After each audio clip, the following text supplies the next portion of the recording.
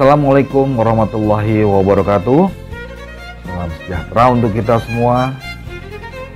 Salam jumpa kembali di channel Followers pada episode Sepasang Pedang Iblis jilid ke-13. Kita menuju ke lokasi pertama, yaitu di hutan di daratan besar. Pokok-pokoknya Ketua Tian Liong Pang, yaitu wanita cantik yang bertutup muka. Kemudian Kui Hong, ketiga Sumahan, keempat Maharia, kelima Bun Beng, keenam Milana. Setelah diceritakannya kejadian oleh Kui Hong kepada Ketua Tian Liong Pang tersebut, akhirnya mereka pergi mencari Sumahan yang diperkirakan tidak akan jauh dari lokasi mereka. Dugaannya tepat sekali. Saat itu melihat Sumahan duduk seperti semedi dengan uap putih keluar dari kepalanya.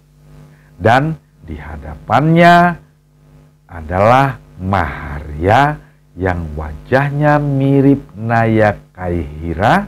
Yang membedakan adalah bahwa Maharia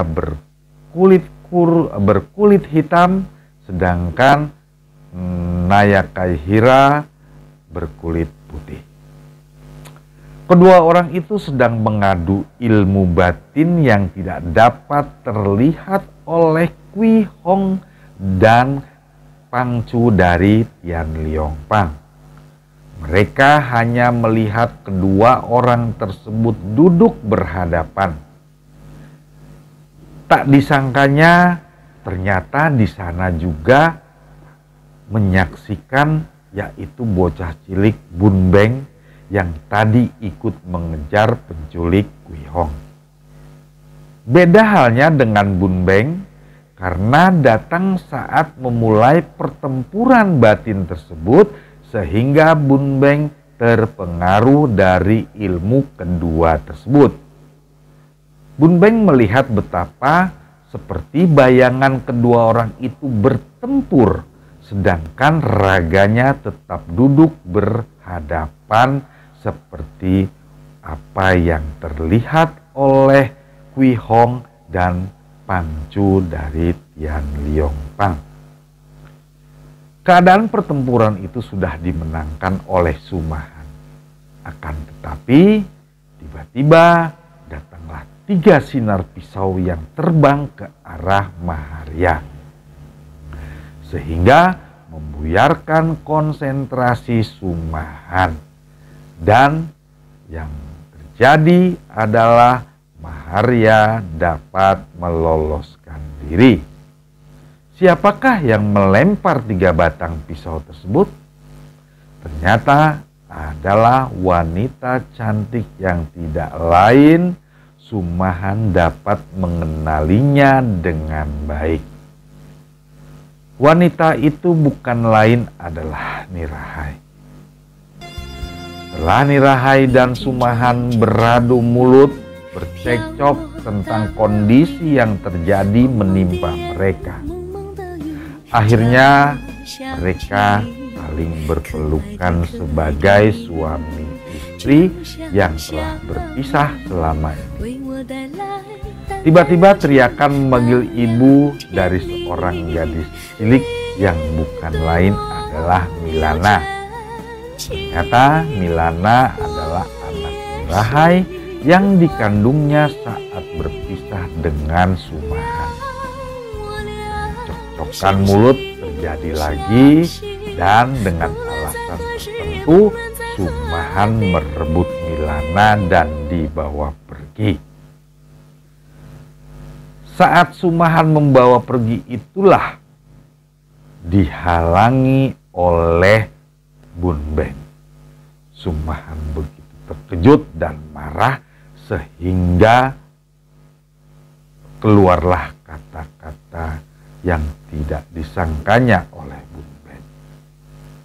Ternyata Bun Beng telah membuat marah Sumahan karena menganggap Sumahan telah memisahkan Milana dengan ibunya. kemarahan Sumahan itu hingga keluar kata-kata Bun Beng sebagai anak haram yang dilahirkan atas perkosaan Gak Liat terhadap Bok Him. Bagai disambar petir, Bun Beng mendengar itu. Akhirnya Milana dapat diambil kembali oleh Nirahai dan dibawa pergi. Serta Sumahan ikut pergi dari lokasi tersebut dengan membawa Kwi Hong menuju ke Pulau Es. Bun Beng ditinggal sendiri dengan hati penuh kesedihan atas ucapan yang dilontarkan oleh Sumahan terhadap dirinya. Akan tetapi Bun Beng tetap tegar dan menyadari akan segala hal yang telah Tuhan gariskan. Bun Beng tidak berkecil hati, walaupun dia mengetahui tokoh-tokoh yang dijumpainya sangat tinggi ilmunya dan dia berprinsip bahwasanya ilmu bisa dipelajarinya. Ia kemudian teringat akan sepasang pedang yang ia sembunyikan di dalam goa di hutan di mana ia pernah hidup bersama belasan orang pencari obat. Sebelum dia menuju ke lokasi tersebut, Bun Beng telah bersepakat diri pada dirinya untuk mengabdi di kuil Xiao Lin Pai terlebih dahulu, seperti apa yang telah dilakukan oleh gurunya Lam Hue Sio. Akhirnya Bun Beng pergi menuju kuil Xiao Lin Pai. Kita tinggalkan Bun Beng dan kita menengok kembali perjalanan Nirahai dengan Milana serta perjalanan Kwi Hong dengan pamannya Sumahan. Kita menuju ke lokasi mereka, yaitu perjalanan di hutan atau lokasi kedua. Tokoh-tokohnya adalah Nirahai, Milana, Sumahan, Kwi Hong. Dalam perjalanan Nirahai menjelaskan kepada Milana bahwasanya dia tidak akan kembali ke Mongol dan akan menetap di markas Tian Liongpang. Ternyata setelah kita mengetahui bahwasanya wanita cantik yang memakai penutup wajah itu adalah Nirahai yang sampai saat ini tidak pernah diketahui oleh para tokoh-tokoh dunia Kengou. Maka pesan Nirahai kepada Milana bahwasanya berlatihlah ilmu sampai Milana dapat mengalahkan ibunya. Dan akhirnya mereka menuju ke markas Tian Liongpang. Setelah itu, mari kita melihat juga sedikit perjalanan dari Sumahan dan Kwi Hong. Sumahan menceritakan semua kepahitatan hidupnya kepada Kwi Hong dan berpesan kepada Kwi Hong supaya berlatih dengan rajin ilmu-ilmu yang diturunkan. Dan juga tidak boleh keluar dari Pulau Es. Demikianlah dengan semangat yang lemah dan hati remuk akibat pertemuannya dengan Lulu dan Nirahai, dua orang wanita yang dicintanya. Yang pertama karena dicintanya semenjak kecil, yang kedua karena telah menjadi istrinya, bahkan menjadi ibu dari anaknya. adiknya yaitu Milana. Sumahan mengajak Kwihong, keponakannya, pulang ke Pulau Es. Dia lalu memerintahkan anak buahnya untuk tidak mencampuri urusan luar, hanya melatih diri dan memperkuat penjagaan di Pulau Es tersebut.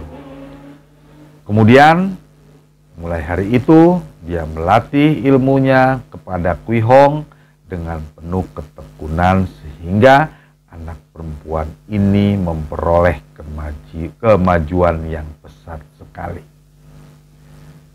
Kita tinggalkan Milana dengan ibunya di markas Tian Liong Pang dan Sumahan dengan Kwihong di Pulau Es. Kita menuju ke lokasi 3 yaitu di kuil Xiao Lin Pai. Tokoh-tokoh yang ada adalah Cheng Jin Ho Xiang dari Xiao Lin Pai, kemudian Bun Beng. Diceritakan pada tahun 1681, Sichuan, sisa dari kekuatan kerajaan Beng ke tangan Manchu, diawali dengan tewasnya Bu Samgui dan daratan Tiongkok sepenuhnya dikuasai oleh kerajaan Cheng bangsa Manchu. 10 tahun lewat dengan cepatnya semenjak peristiwa pertemuan antara pendekar super sakti Sumahan dan Nirahai istrinya. Pertemuan yang amat menyedihkan dan mengharukan. Dalam waktu selama itu banyak memang yang telah terjadi di dunia, khususnya di dunia Keng Ou yang kembali menjadi kacau dan geger berhubung dengan adanya perang antara pemerintah melawan bangsa Mongol. Kembali dunia Kang Ou pecah belah. Ada yang membela pemerintah Cheng, ada pula yang membantu pemberontak. Bukan karena suka kepada bangsa Mongol, melainkan kesempatan itu mereka pergunakan untuk melawan penjajah. Karena dalam kurun waktu tersebut tidak ada peperangan yang terjadi, maka kita menceritakan perubahan-perubahan di tempat masing-masing yang berbeda. Konon, terdengarlah berita yang menghebohkan dunia Keng Ou, yaitu perubahan besar terhadap kelompok-kelompok atau partai persilatan seperti munculnya tokoh dari Tian Liong Pang dan Pulau Neraka. Mereka sengaja membiarkan anggotanya untuk mengadu ilmu dengan anggota lain di dunia Keng Ou. Berbeda dengan Pulau Es yang tidak sama sekali terdengar lagi di dunia Keng Ou, seolah-olah Pulau Es sudah tertutup bagi dunia luar semenjak Sumahan dan Kwihong kembali ke Pulau Es. Dari sekian banyak partai-partai persilatan, hanya Xiao Lin Pai saja yang orang jerih dan berhati-hati untuk bermusuhan. Paling-paling hanya sesama anggota tanpa membawa nama partai tersebut. Dikisahkan di kuil Xiao Lin Pai, Cheng Jin Ho Xiang memanggil muridnya yaitu Bun Beng, yang sekarang sudah berusia 22 tahun. 6 tahun lamanya Bun Beng digembleng oleh gurunya, dan sekarang Bun Beng diizinkan gurunya untuk turun gunung. Dalam perbincangannya dengan Bun Beng, gurunya menasihati jangan sampai belajar ilmu silat hanya untuk balas dendam kepada orang yang telah membunuh gurunya, bahkan orang yang dikasihinya. Sampai akhirnya Bun Beng minta penjelasan atas kematian ayah dan ibunya. Akhirnya setelah dijelaskan, duduk persoalan dan diberi wejangan sehingga Bun Beng menuruti kata-kata suhunya. Dalam kuil Xiao Lin Pai, Bun Beng diajarkan seluruh ilmu oleh gurunya. Tetapi juga secara diam-diam dia mempelajari ilmu dari kitab Sampo Chin Keng yang sudah ia hafal kitabnya di luar kepala. Dia tidak berani berterus terang kepada suhunya karena ilmu silat itu amat ganas dan pantasnya hanya dipelajari oleh kaum sesat. Akan tetapi hebat bukan main ilmu itu, sehingga di luar sepengetahuan sendiri kalau dia mempergunakan ilmu itu, agaknya Cheng Jin Hosiang sendiri belum tentu akan dapat menandinginya. Kemudian kita mengikuti perjalanan Bun Beng setelah mendapat izin dari suhunya untuk turun gunung. Kita menuju ke lokasi 4, yaitu kota kecil Teng Li Bun. Tokohnya adalah Bun Beng. Setelah diceritakan tentang sepak terjang Tian Liong Pang dan Pulau Neraka, hanya Pulau Es saja yang tidak terdengar kabarnya. Akan tetapi yang mengherankan adalah sepak terjang Tian Liong Pang yang menahan tokoh-tokoh Keng Ou dan beberapa hari kemudian mereka dilepaskan. Dia penasaran ingin berkunjung ke Tian Liong Pang. Sebelum sampai di tujuan, ia menginap di kota kecil Teng Li Bun. Setelah makan minum dan hendak beristirahat, malam itu ia mendengar tangis seorang wanita dari kamar sebelah. Perlahan dia menguping sehingga penasaran ingin melihat apa yang terjadi di kamar sebelah. Kemudian dia perlahan melompat ke atas genteng dan membuka genteng untuk melihat ke bawah. Yang ternyata dia melihat ke bawah adanya seorang gadis yang sedang tidur.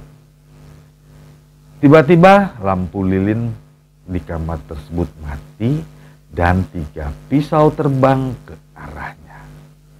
Semuanya dapat dihindari oleh Bun Beng sehingga wanita itu melompat ke atas atap menghampiri Bun Beng sambil menyerang. Akhirnya diketahui bahwa wanita itu menyangka Bun Beng adalah seorang dari Tian Liong Pang. Akhirnya dapat dijelaskan semuanya dan wanita itu menangis berlutut di depan Bun Beng. Apa yang terjadi dengan wanita itu? Demikianlah jilid 13 dari Sepasang Pedang Iblis. Kita akan lanjutkan kembali pada Sepasang Pedang Iblis jilid 14. Terima kasih. Assalamualaikum warahmatullahi wabarakatuh.